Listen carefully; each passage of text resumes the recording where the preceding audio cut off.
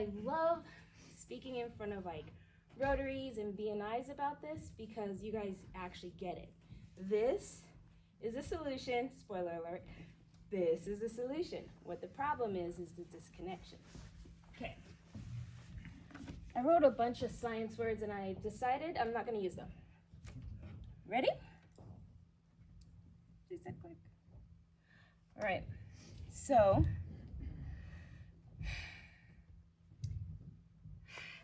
okay, I am going to use them. So this room is full of highly capable people, yes? You are the best of the best in your industry, and you're here to make moves, make connections, and make the money flow, yes? Okay. Here's the thing about the stress that you guys are all hiding behind your adult-like features that you got from the whole chronologically adult, but really on the inside you're not. It's okay to be not, right? Okay, and we're gonna not be chronologically adults today, just because we're in a theater room. So, the sad truth is, especially after Christmas, and thank you for being honest that it's finally over, being stressed out and burnt out, it's a matter of being overwhelmed.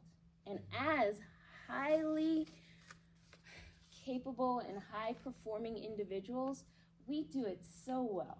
And we mask our burnout so well, especially if it's going to make us money. But it starts eating away at us over time. To be a good leader, you have to navigate not just your emotions, but your team's emotions and your stakeholders. As a project manager, I'm very good at,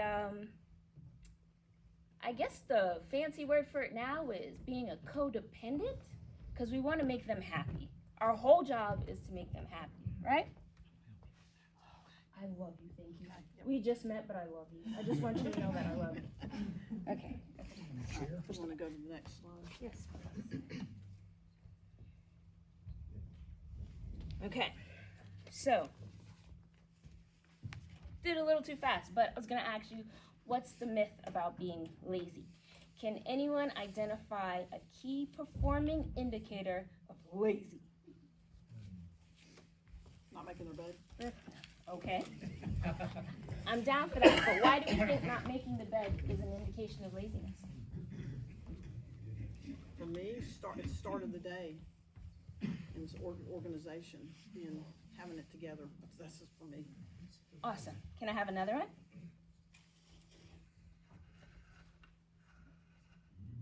I don't know your name, but I like your glasses. What? Yes, ma'am. Oh, I was just thinking.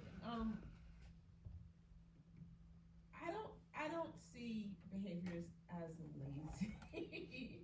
I just know that when you have a lot of things to do, and all of us have a lot of things to do, you have to prioritize. Which of these things is not going to cause the world to explode.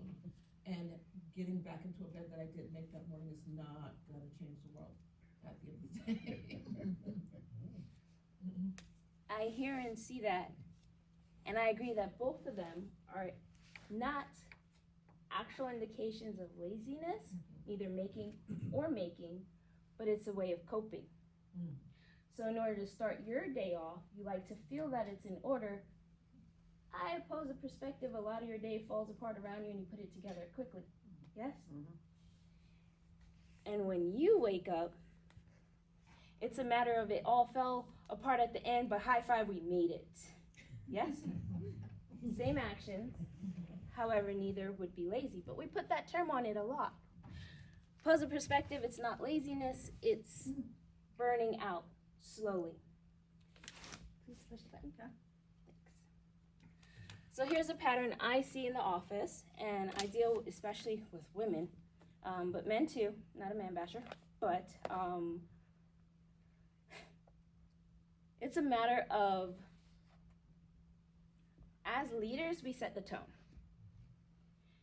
When I was a project manager, if I wasn't happy-go-lucky and positive and let's go, it was, she's the dragon, right? So in our mind, we're constantly solving the problem, trying to fix it for everyone else, and we're going to keep pushing forward. Definitely not a sign of laziness, but it's not self-care either, right? It's overcompensating. After a while, especially if you have a desk job or a long-standing job, you start feeling it in your lower back.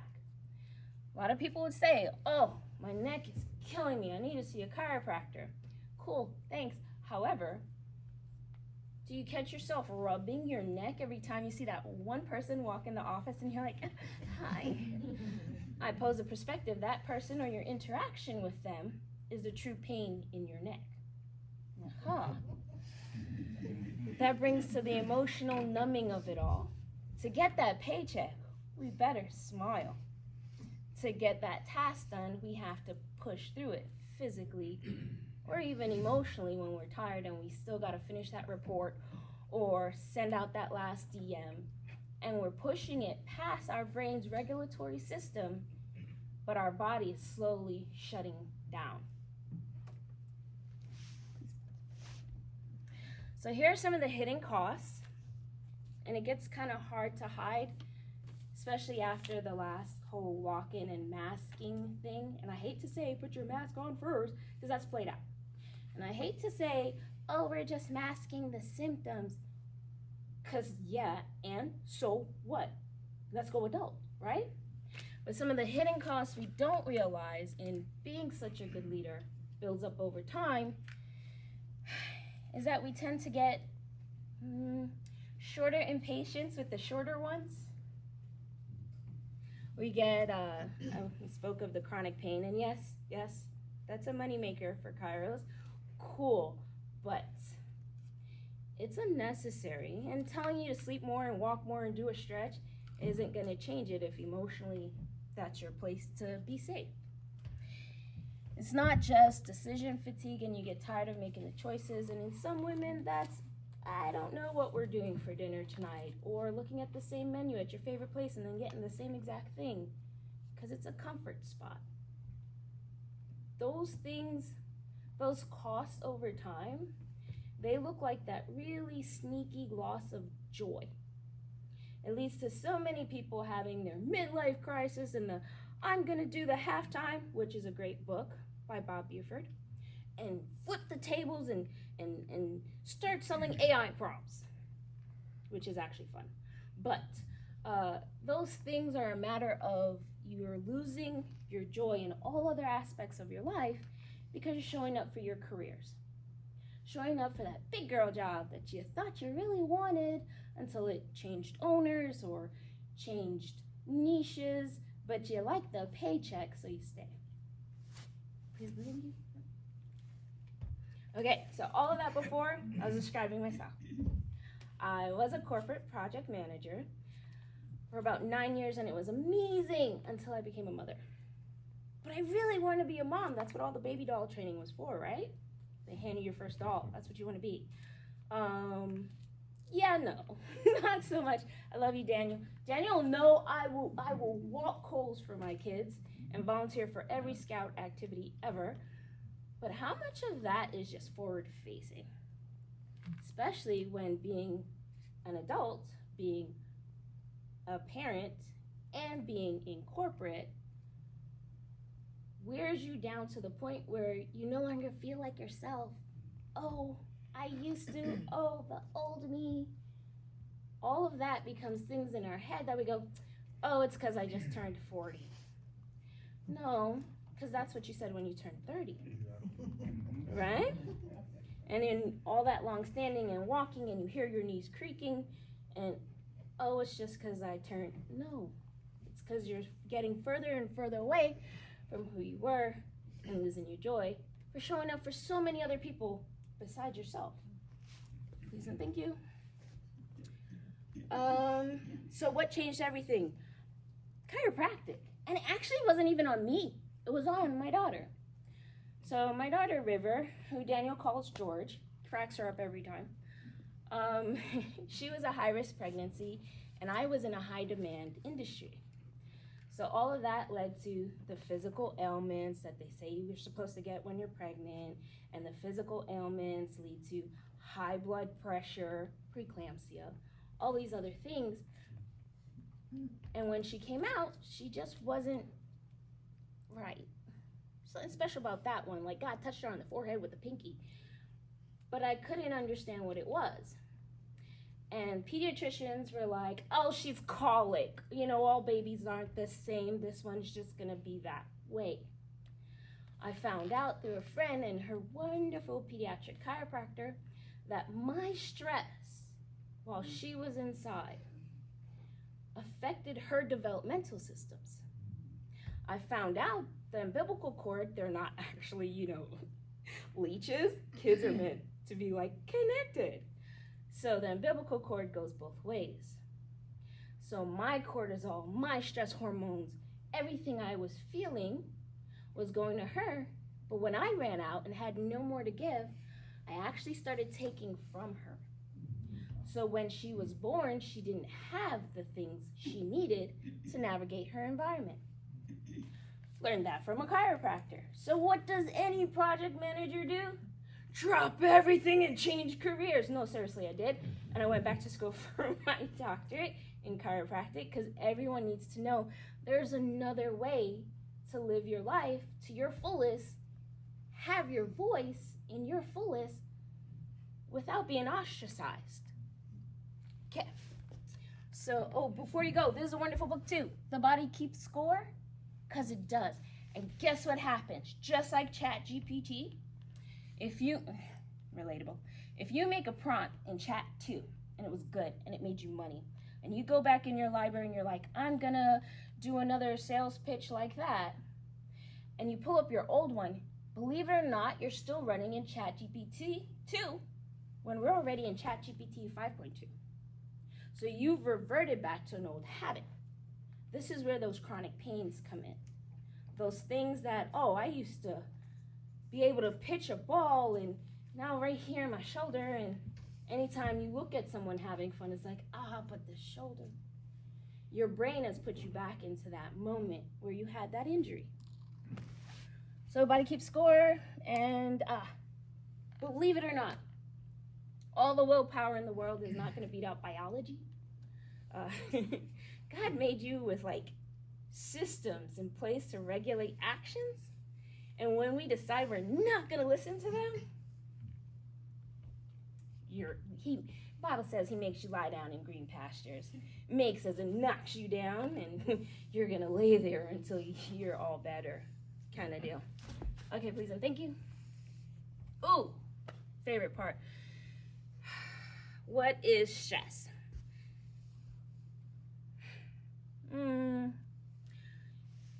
Who here remembers when it was fun to go to the club and the music didn't give you a headache? Yes. Okay. Who here remembers blasting their favorite song in the car, not even realizing that it was that loud? Thank you for being honest. And now who here is like, oh my God, why do they have to listen to it so loud? Yes. Right. When did that switch for us? It switched when we didn't turn down all of the environmental noises that started plaguing our nervous system. Because all of this is about our nervous system. And when we have things like loud noises and deadlines and health issues and family members and more family members, I'm not gonna name names, and all of those things on 100% all the time coming at you like some YouTuber who's so excited, it starts to put us back in that fight or flight situation. But then we start living there. And we start waking up and say things like living the dream, but it's a nightmare. So we're stuck on all the time. When we are stuck on all the time, and I'm not going to be that one to tell you just rest, because who can rest? This is 2026. That came like this, right? You got to keep up with the times. But we need time to recover, and that doesn't always look like taking a nap. But for you people who can take naps, I envy you. I sleep about 4 hours a day, which is probably how I was able to get 5 degrees. I only sleep 4 hours. I don't need any more than that. and literally only drink caffeine to be socially acceptable. Apparently, those are high indicators of things we didn't talk about in the 80s, like ADHD. But it just means that my high-performing mother was stressed out. But it's okay. It's fine. It makes me good at parties.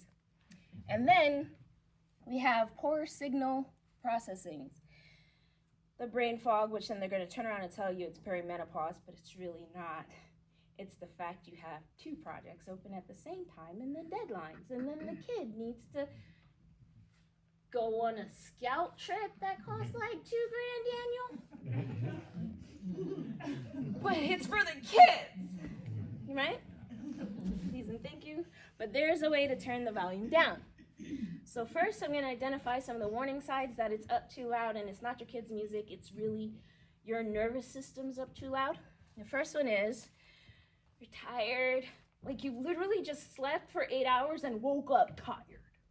Like you're 3 cups of coffee in, but you're still tired. Why is she smiling so loud? Tired. The reoccurring pain. Okay, so who in here has a right knee that used to be your friend, but now you call it your good one? Yeah? Thank you, Paul. It's gonna keep, I don't care how many times I adjust it, it's gonna keep coming back because you gotta do the same exact thing you did yesterday to get that same exact paycheck to get through for tomorrow. So let's just be honest. And I don't like being a Band-Aid, right? So we're gonna point out some other things like overreacting. Okay, it is the end of the world, period. If I can't put the almond creamer in just right and have it swirl, it's the end of the world. The whole day is gonna be bad. It's like stepping on a crack, you break your mother's back. We've actually been pre-programmed to think of those catastrophizing moments. You will absolutely world come to the end if you get an F in math. Spoiler alert, you gotta repeat it the first 2 years in college. And you gotta pay for it this time. Like, we grew up with everything being the absolute worst thing that could ever happen if you don't do it perfectly right. And that builds up over time. And yes, it does happen to look a lot better than if you didn't. But was it worth it? And then we have the diminishing returns. That's that feeling when you've done everything absolutely perfect, everybody enjoyed the meeting, and then you leave the meeting feeling like you're still alone. Please and thank you. All right, so now that we know the warning signs, right? And no judgment if you saw yourself, I see it all the time, in myself and other people. Let's know the difference between burning out and crashing out.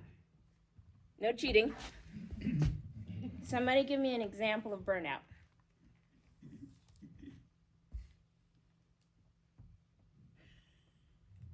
Crickets. Okay, so thank you. I have a colleague who is a CPA, so this is about the time where all his workload goes to a level that's beyond the norm, and over a 3 or 4 month stretch, his workload that was normalized for 7, 8 months of the year now becomes wherever he gets. It's just his level of energy and focus gets challenged, and he gets burned out because every week he's having to get closer to a finish line to get his task done, but it's also depleting his ability to do things right. So he's challenged. It's a burnout over a 3 or 4 month window this time of year. So I think CPAs can experience it. Anybody else besides I CPAs? could be wrong. I don't know. No, I mean, I could relate as a chiropractor. I could relate as a mom. I burn out around October when the costume has to change at the very last minute because your friends are going to go as a group now. Who trick-or-treats, Mom? And then November comes and who's hosting? Oh, I am. And then December comes and it's not the right Transformer because nobody even plays with Transformer. Their last movie bombed. I can relate to that seasonal burnout as an adult. Any other examples of burnout? Yes, ma'am. Nurses being overworked on the floors because patients are sick and then we don't have the resources to do what we're supposed to do, and so we end up calling out, or we don't want to go to work, or we are there, we don't want to answer call lights, but we tired. Very true. I think I could also relate to that in being in marriages, right? We have those seasons where you just don't want to answer and can just sit there and let everything crash out around you, right?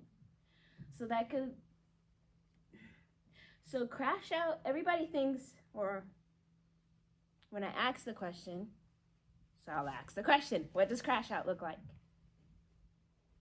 Give up. You reached your rank. You get home and you just shut down completely and you don't talk to your family or you actually depend on you. Paige, what's a crash out? I agree with PK.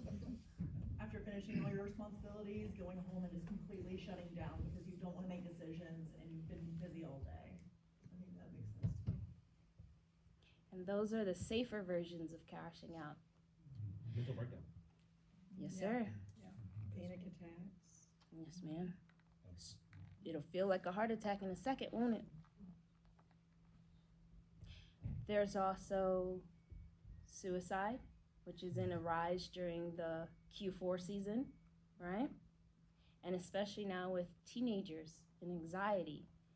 They spent a good chunk of their developmental years in a lock-in, and now they're not adapting well. That's crashing out. It's that wave, and a lot of us, we feel pulled under sometimes, and we have that term, oh, I just need to catch my breath. That wave crashes over you, and you can either choose to get back up again, like the troll song. I have kids. It's all of my metaphors. Or not, right? Fortunately, it is an option. So that system failure, please and thank you, can be mitigated by learning to talk to yourself again. And I'm almost finished. Apologies if I'm running over time. Daniel could have warned you that I talk a lot. You got 5 minutes. Sweet, that's all I need. Okay, so your nervous system is actually always talking to you, but like the inner child within, you've learned to tell it to sit down and shut up. So what does that look like for you as an individual? There is a book, another great book, called The Emotion Code, and it allows you to see, just like you did your 2-year-old, oh darling, you're tired. No, I'm not. Yes, you are. Let's go take a nap. No. We do the same thing, but we can't do it in public. Well, we shouldn't. That's how they put you in a psych ward. This I know. But we can learn to hear that voice again and listen to it. Not just when the back is like aching to the point where you stand up and you feel that zing. How about when you realize you're tapping your foot a lot? Because your nervous system is actually telling you it's time to get up and go. Get that motion and move around. But you've been trained to sit still for 8 hours, which is bad for your body. So it's learning your body's individual tells again. Before we get the headaches, we probably realize we've had more coffee than water. So seeing the habits that develop. Please and thank you. Okay, 60 seconds, and I have 3 minutes, so this will work. Okay, we'll do one of these. Somebody pick one. First one to call out. Breathe. Breathe. Sweet. Everybody knows the military box breath, yes? Okay, so let's make it a little saucy. No? Oh, this is great. This is how they keep military from snapping when they come home, for the most part. So if you sit up in your chairs, not too straight, but nice straight spine so we have a good flow. Plant your feet flat, toes pointing out. That way your hips are open and wide. You're gonna take a deep breath in through your nose like you're smelling flowers. Deep breath in, 2, 3, 4, hold it. 2, 3, 4, let it out slowly like you're blowing candles, and you got a lot of them to blow out, so you gotta keep going a little bit longer. It's a 4 to 6 second ratio and stop. And then breathe in again. 2, 3, 4. Hold it. 1, 2, 6. Blow out slow through your mouth. Reason why your mouth and not your nose is because you don't want to get lightheaded. It really sucks. But also, it allows your jaw to slack. It's all about physiologically changing yourself in the moment. And you could do these at work, and they won't think you're going crazy. You could do these at home. So you don't snap on the kids, because that's not socially acceptable anymore. They will have you canceled. Okay, next. Okay, health starts with regulating your leaders, which are you guys. And leaders are great at that, because we see our team, and we're like, hey team, what do you need? Hey, how can we make this work better? I pose a perspective. You take a moment, maybe 5 minutes before you start your workday, and check on your number one team player, which is you. Okay? So yeah, I work with individuals, organizations, and community spaces, and it works throughout, applying it everywhere. Please and thank you. It's all about education, figuring out what the chronic stressors are related to. And that could be an emotional component, a physical component, or actually a chemical one. Is it something you're eating that you can't actually process because you have an underlying allergy you never knew about because they've changed the ingredients over time? And one more, please. Okay. One thing I love about Rotary, from what I knew about Rotary, is you guys are service oriented. But the first person you have to serve is yourself. You have to make sure that you are capable of being the leader that they look to you to be. You cannot pour from an empty cup, but you can allow it to be refilled by the people you connect with in this group. So please, if you don't have a wingman, get one. And if you have that friend that can tell you, shh, fix your crown, you're okay, then it's a better way to be okay. Any questions? I think that's it, yep. Nope. Thank Wonderful. you. Sweet. Thank you so much. Hold on 1 second. We do a $25 donation to the Lawrenceville Co-op in the name of each of our speakers. We've got a Awesome. nice little certificate for you if you don't mind posing for a little photo op for me. Ta-da. Mayor's got our picture here. I love the shoes. Perfect. Here you are. Thank you so much. That was a lot of great information. She's the volunteer there. I love that. Thank you. Are you hugging? Perfect. Sure. You gotta ask now. Yeah, thank you so much. That was awesome. See, I got that before. Look at that. All right. Well, we are at 101. We are still looking for a speaker for next week, so, double check if you've got someone in your organization that would be a good speaker. Otherwise, we're all gonna have to talk next week. So I'm just throwing that out there. Everybody's gonna have to, do some fun little classification talks. It'll be great. So it'll be a get to know you meeting if we don't have a speaker. So might be in your best interest. So could we go ahead and agree that we need financials and any agenda items for the meeting Yes. for next week?